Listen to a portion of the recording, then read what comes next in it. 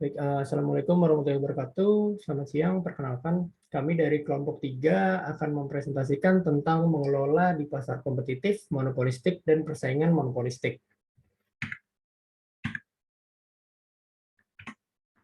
Pertama-tama, perkenalkan anggota dari kelompok 3 ada Wahyudi Ramadan, NIM 141-190-101, kemudian ada saya sendiri, Yasir Sahraja Saputra, NIM 141-190-107, dan ada Muhammad Rasus Naufal, NIM 141-190-253. Yang pertama akan kami bahas adalah mengenai kompetisi sempurna atau persaingan sempurna. Nah, dalam pasar persaingan sempurna ini ada 5 syarat yang harus dipenuhi. Yang mana yang pertama ada banyaknya pembeli dan penjual dalam pasar persaingan sempurna. Yang kedua, produk yang dijual homogen, namun produk tersebut memiliki diferensiasi atau hanya beberapa perbedaan saja antara satu produk dengan produk yang lainnya. Selanjutnya, yang ketiga ada informasi yang sempurna, di mana informasi yang diberikan terhadap produk oleh seorang penjual itu harus sempurna dan lengkap agar tidak ada pembeli yang dibohongi. Kemudian selanjutnya tidak ada biaya transaksi dalam melakukan transaksinya. Dan yang terakhir, bebas masuk dan keluar pasar bagi seorang penjual bila ingin berkompetisi di pasar persaingan sempurna. Selanjutnya ada permintaan di tingkat pasar dan perusahaan. Nah, dalam pasar persaingan sempurna itu tidak ada perusahaan yang bisa mempengaruhi harga pasar, sehingga semuanya di sini dalam kurva permintaan ini untuk produk perusahaan individu dalam pasar persaingan sempurna itu hanyalah harga pasar. Jadi perpotongan antara supply dan demand di sini hanyalah harga pasar yang terjadi dalam sebuah barang tersebut. Selanjutnya ada keputusan output dalam jangka pendek. Yang pertama, jangka pendek adalah periode waktu di mana ada beberapa faktor produksi tetap. Dan yang kedua, untuk memaksimalkan keuntungan dalam jangka pendek, manajer perlu mengambil input tetap dan menentukan berapa banyak output yang diinginkan agar input variabel yang berada di dalam kendalinya. Nah, dalam memaksimalkan keuntungan jangka pendek ini diperlukan membuat kurva cost atau produksi dan revenue atau pendapatan, sehingga nanti akan ditemukan di sini antara titik A, E, dan B merupakan tempat di mana perusahaan mendapatkan profit yang maksimum. Nah, perubahan pendapatan yang terakhir ini dapat disebutkan oleh unit output terakhir, di mana tingkat output dari perusahaan mempengaruhi pendapatan dari sebuah perusahaan tersebut. Selanjutnya ada memaksimalisasi laba di bawah pasar persaingan sempurna. Nah, untuk memaksimalisasi laba, yang pertama harus dilakukan yaitu membuat kurva MC atau marginal cost dengan average total cost terlebih dahulu. Nanti ketika sudah ditemukan garis lurusnya, dapat dibuat sebuah persegi panjang, yang mana dalam persegi panjang tersebut merupakan bentuk profit atau keuntungan dari sebuah perusahaan. Nah, untuk menghitung biaya total rata-rata, itu bisa dihitung dengan rumus ini, ada ATC sama dengan CQ per Q. Dan luas persegi panjang atau luas dari profitnya ini merupakan Q dalam kurung PE min C kali Q per Q sama dengan PE Q min CQ. Nah, selanjutnya ini ada meminimalkan kerugian dalam jangka pendek. Perusahaan itu harus tetap berproduksi dalam jangka pendek meskipun mengalami kerugian. Kenapa? Karena dalam sebuah perusahaan dalam jangka pendek itu, jika kerugiannya tidak terlalu besar, maka perusahaan harus tetap memproduksi sehingga kerugiannya bisa diminimalisir dan tidak mengalami kerugian yang terlalu besar. Sama seperti sebelumnya, perlu kita membuat untuk kurva MC terlebih dahulu, ATC, dan AVC-nya. Nanti akan bisa ditemukan di titik Q ini dan di titik pertemuan antara MC dan ATC. Di sini nanti kita bisa menarik persegi panjang lagi, yang mana dalam persegi panjang ini mengisi tentang loss atau jumlah kerugian yang dialami oleh perusahaan. Jumlah kerugian ini ada di antara titik ATC dan PE. Selanjutnya adalah keputusan untuk mematikan. Keputusan untuk mematikan atau menghentikan produksi perusahaan itu diambil ketika perusahaan sudah tidak bisa lagi mengalami keuntungan dari produksi yang dilakukan. Nah, jika untuk membuat untuk membuat tabelnya atau kurvanya ini diperlukan dulu untuk membuat kurva MC, ATC, AVC. Nah, setelah nanti itu akan ditemukan garisnya di mana ketika PE-nya sudah di bawah harga dari produknya sudah di bawah fixed cost, maka perusahaan akan mengalami kerugian. Di sini kita bisa lihat di kotak yang diarsir berwarna pink, ini adalah saat ketika di mana perusahaan sudah mengalami kerugian dan harus menghentikan kegiatan produksinya. Kerugian ini bisa dihitung dari ATCQ dikurangi PE. Dan luas persegi panjang dari kerugiannya ini adalah ATCQ min AVCQ dikali Q. Selanjutnya akan dilanjutkan oleh rekan saya. Ya, selanjutnya ada kurva penawaran jangka pendek, sorry. Di sini terlihat kita harus menggambar kurva MC dan AVC. Nah, ini ada P0 dan Q0. Nah, itu adalah kurva pertemuan pertama, pertemuan antara MC dan AVC. Lalu ketika P1 dan Q1 dinaikkan, maka MC ada berada di atas AVC. Tingkat output positif ini harga di atas kurva AVC dan kurva penawaran jangka pendek. Kurva ini biaya marginalnya di atas titik minimum pada kurva AVC. Next.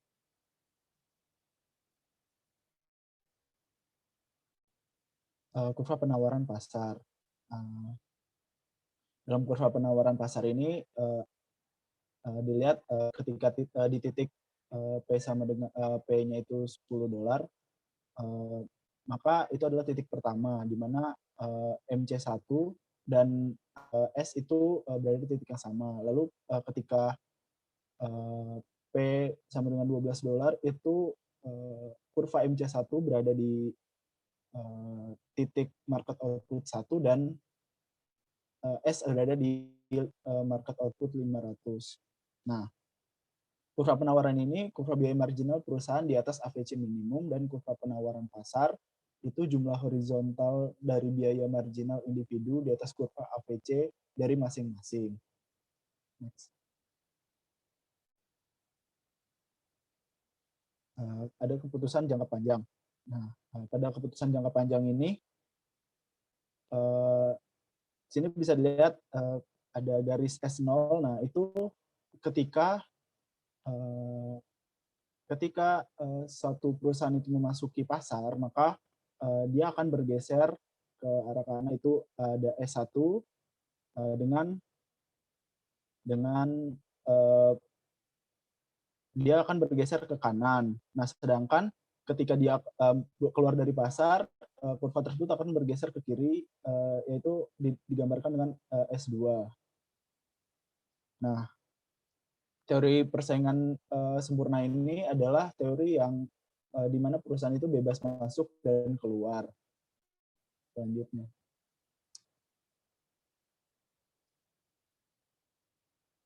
Keputusan jangka panjang. Di sini ada kurva di mana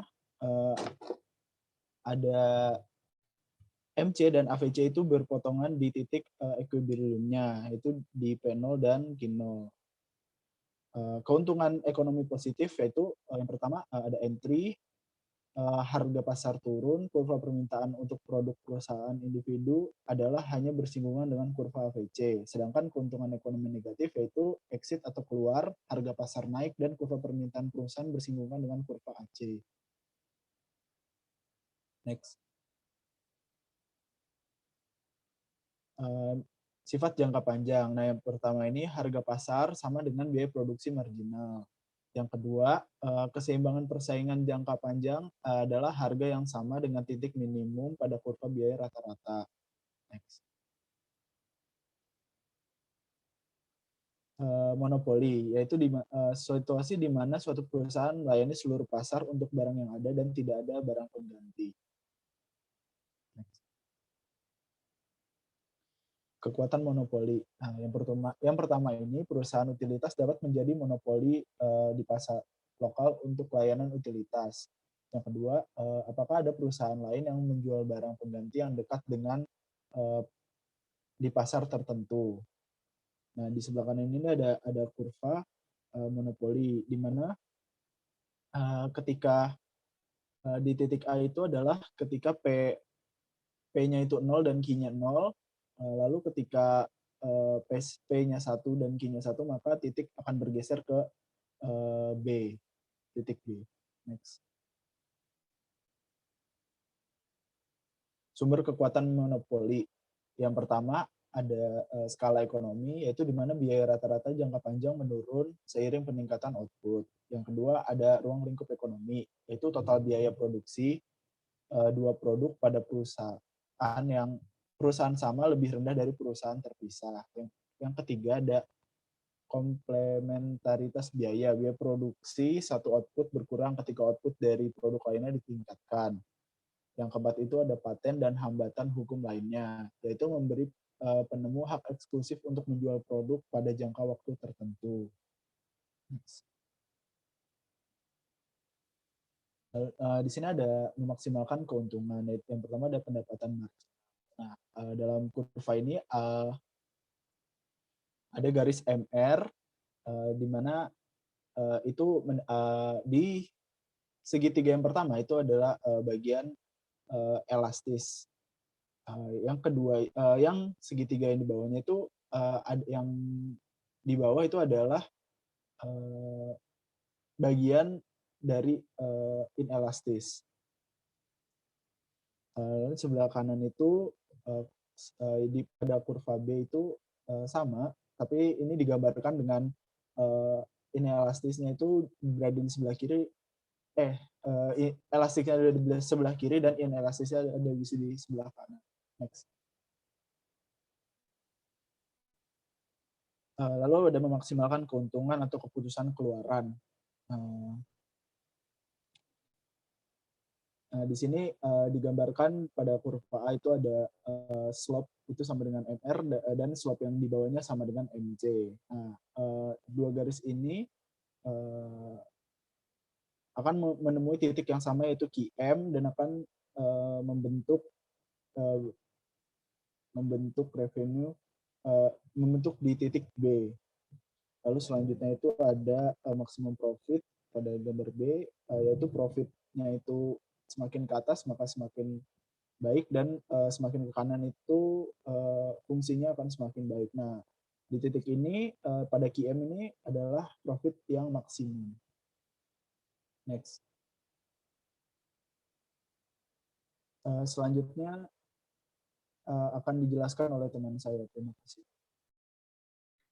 Baiklah, selanjutnya tidak adanya kurva penawaran. Perusahaan persaingan sempurna menentukan berapa banyak output yang akan diproduksi berdasarkan harga. Dalam kurung P sama dengan MC. Kurva penawaran ada di pasar persaingan sempurna. Sebaliknya, seorang monopolis menentukan berapa banyak yang akan diproduksi berdasarkan pendapatan marginal yang lebih kecil dari harga. Buka kurung P besar dari MR sama dengan MC. Akibatnya, tidak ada kurva penawaran di pasar yang lain perusahaan pasar, seperti perusahaan monopoli. Next.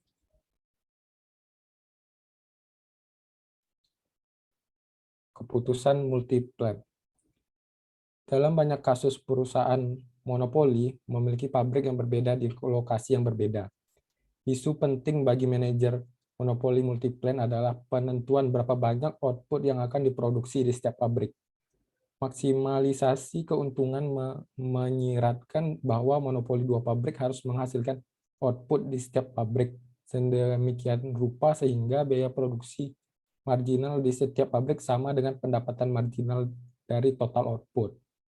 Itu maksimalisasi keuntungan monopoli dua pabrik, MR dalam kurung Q sama dengan MC 1 dalam kurung Q1. Dan juga MR dalam kurung Q sama dengan MC2 dalam kurung Q2. Atau MC1 dalam kurung Q1 sama dengan MC2 dalam kurung Q2. Next. Implikasi hambatan masuk. Monopolis dapat memperoleh keuntungan ekonomi positif dengan adanya hambatan masuk yang mencegah perusahaan lain memasuki pasar untuk menuai sebagian dari keuntungan tersebut. Implikasinya, keuntungan monopoli akan terus berlanjut sepanjang waktu, asalkan monopoli mempertahankan keuntungan pasarnya. Perusahaan mempertahankan kekuatan monopolinya. Penting untuk dicatat bagaimanapun bahwa presence kekuatan monopoli tidak menyiratkan keuntungan positif. Itu hanya tergantung di mana kurva permintaan terletak pada kaitannya dengan kurva biaya rata-rata. Next. Kompetisi monopolistik.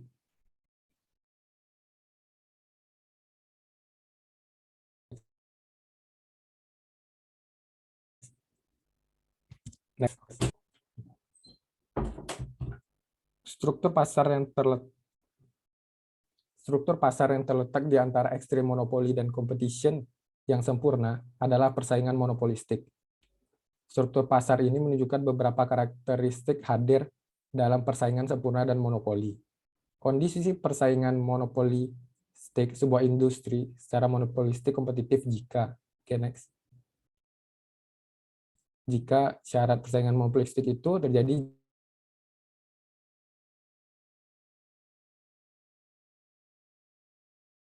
berbeda. Terus ketiga, bebas masuk keluar dari industri. Ada banyak industri di mana perusahaan memproduksi produk yang dekat pengganti dan pasar untuk hamburger adalah contoh utama. Banyak makanan cepat saji restoran memproduksi hamburger, tetapi hamburger yang diproduksi oleh satu perusahaan berbeda dari yang diproduksi oleh perusahaan lain. Selain itu relatif mudah bagi perusahaan baru untuk masuk ke pasar untuk hamburger. Perbedaan utama antara model persaingan monopolistik dan persaingan sempurna adalah bahwa di pasar dengan persaingan monopolistik, setiap perusahaan menghasilkan kehilangan berat badan mati dan monopoli konsumen dan surplus produsen. Hal ini hilang karena monopoli pengisian harga di kelebihan marginal biaya. Secara monopolistik kompetitif pasar di mana yang pertama tadi ada banyak pembeli dan penjual, menghasilkan produk yang berbeda dan bebas masuk keluar dari industri. Oke, next.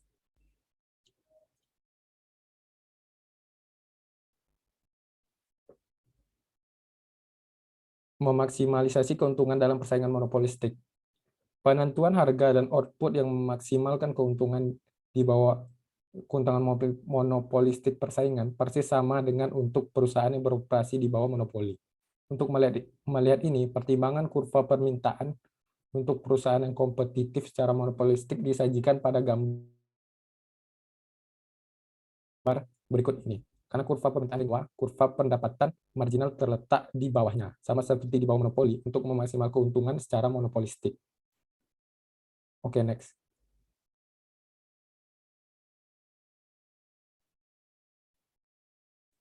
Aturan maksimalisasi keuntungan untuk persaingan monopolistik. Untuk memaksimalkan keuntungan, sebuah perusahaan persaingan monopolistik memproduksi di mana pendapatan marginalnya sama dengan biaya marginal. Harga yang memaksimalkan keuntungan adalah harga maksimum per unit yang bersedia dibayar untuk di tingkat output yang memaksimalkan keuntungan. Output yang memaksimalkan keuntungan atau Q adalah sedemikian rupa sehingga MR dalam kurung Q sama dengan MC dan kurung Q. Dan harga yang memaksimalkan keuntungan adalah P sama dengan P dalam kurung Q. Oke, next.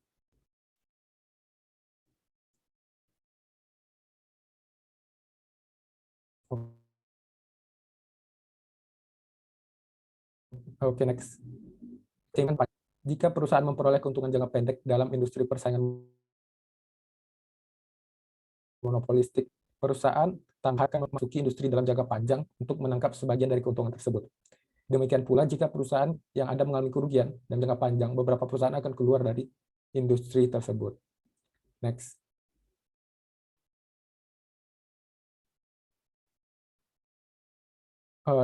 Implikasi diferensiasi produk. Sifat produk yang terdiferensiasi dalam persaingan monopolistis menyiratkan bahwa perusahaan dalam industri ini harus terus-menerus meyakinkan konsumen bahwa produk mereka lebih baik daripada pesaing mereka. Dua strategi yang digunakan perusahaan persaingan monopolistik untuk membujuk konsumen adalah yang pertama iklan komparatif dan pemasaran khusus. Perbedaan utama antara persaingan sempurna dan persaingan monopolistik adalah asumsi bahwa perusahaan menghasilkan produk yang berbeda. Karena ada banyak produk dalam industri monopolistik kompetitif, satu-satunya alasan perusahaan memiliki kontrol atas harga mereka adalah bahwa konsumen melihat produk sebagai dibedakan. Permintaan untuk produk perusahaan kurang elastis ketika konsumen melihat produk perusahaan lain sebagai pengganti yang buruk untuk itu. Semakin sedikit elastis permintaan untuk produk perusahaan, lebih besar potensi untuk mendapatkan keuntungan. Untuk alasan ini, banyak perusahaan di industri monopolistik kompetitif continually mencoba untuk meyakinkan konsumen bahwa produk mereka lebih baik daripada pesaing mereka dan ditawarkan oleh perusahaan lain. Oke, next. Keputusan iklan optimal. Rumus iklan untuk penjualan yang maksimal adalah keuntungan A per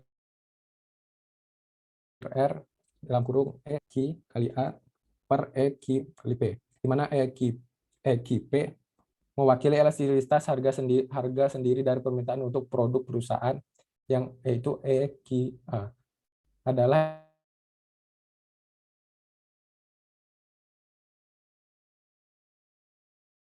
elastisitas sama dengan PQ menunjukkan nilai dolar dari produk perusahaan penjualan. Oke. Sekian presentasi dari kelompok kami.